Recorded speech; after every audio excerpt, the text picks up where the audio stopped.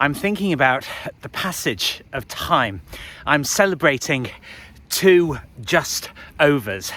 The first is I'm just over 3 months since the split with my ex, and I'm just over 2 months of having no booze. And it's not a coincidence that I'm celebrating these at the same time.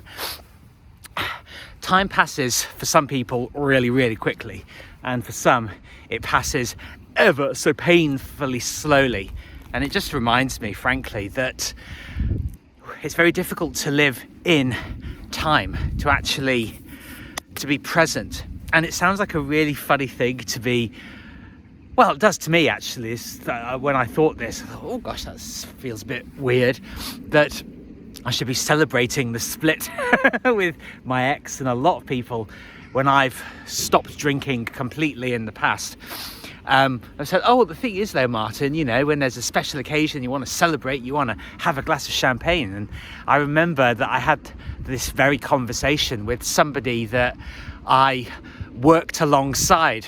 And I thought, well, yeah, maybe. If you want to do that, fine. And if you can manage it, which most people can't, and you can deal with the hangovers the next day, which is such a bizarre thing to do, isn't it? To knowingly inflict pain on yourself, but we do it all the time. I see it all the time. I thought, well, no, I want to celebrate by feeling fucking brilliant, you know? I want to celebrate by feeling alive and energized and vital and being creative. That to me is a celebration. And again, weird thing to celebrate splitting with an ex-boyfriend. But what celebration really is about freedom. It's about being your own person, being your own man, and doing the things that you want to do in the way that you want to do them. And the passage of time should reflect that you're growing, that you're getting better, that you're enjoying yourself more, that you're getting more done that really matters to you.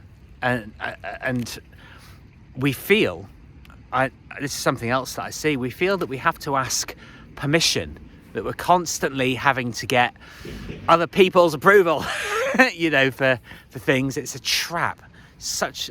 I talk a lot about getting stuck, but it can be really easy to minimize your life, to make yourself really small and compacted and never really experience what it is to have joy and satisfaction and accomplishment, which is what I am really actually starting to thrive on, in not drinking, having more funds to spend on greater things, to devote time to building my businesses, to really immersing myself in my dreams of the things that I really want, and suddenly realizing actually that it's possible to have all of the things that you want. I recently started reading again, and in fact I reordered.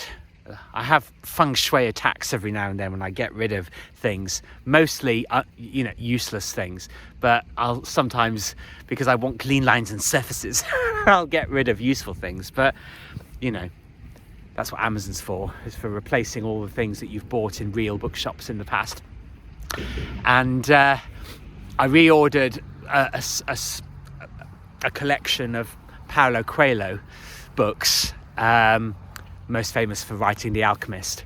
But interestingly, the first book, because I put them in chronological order, it's the German efficient part of me that likes the efficiency and the order. And the first book of this collection is one that I've read before. Quite a lot of them I've read before. A few of them I haven't. But this book is called The Pilgrimage, and it was written in 1987, which coincidentally, or maybe it's not a coincidence, I don't really believe in coincidence, I doubt that you do either, that it was written in 1987, which was the year that I moved to the village that I very recently moved back to. And because I'm making a pilgrimage back to my hometown, back to admiring the house that I lived in, that I will once again live in at some point in the future, which is why it's important to create the conditions in which that will be possible. And not drinking, being alcohol free is a good way to start, I'll be honest. And it's really lovely to read have these physical things in your hands, and I feel really revitalized by that. I also reordered a book by an author who died recently called Robert Bly, and he wrote a fantastic book called Iron John, which I think is it's a translation of parts of an original book called Eisenhans.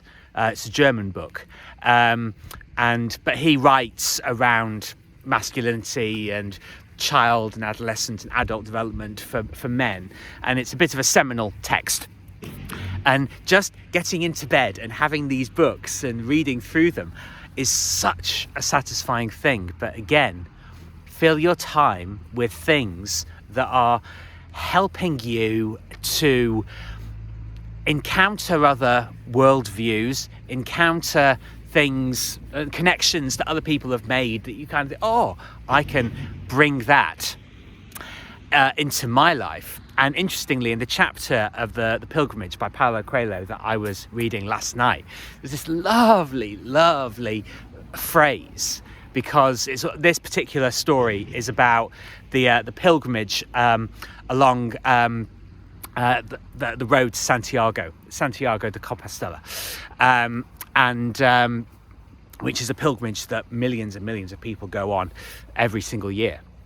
And this phrase, so lovely, was, wherever your treasure is, you will find your heart there. And I just, lovely. Wherever your treasure is, find your heart will be there too. And start living in a way that you feel connected with what you're doing, that it's what you want to do, not what somebody else wants you to. Really be your own person.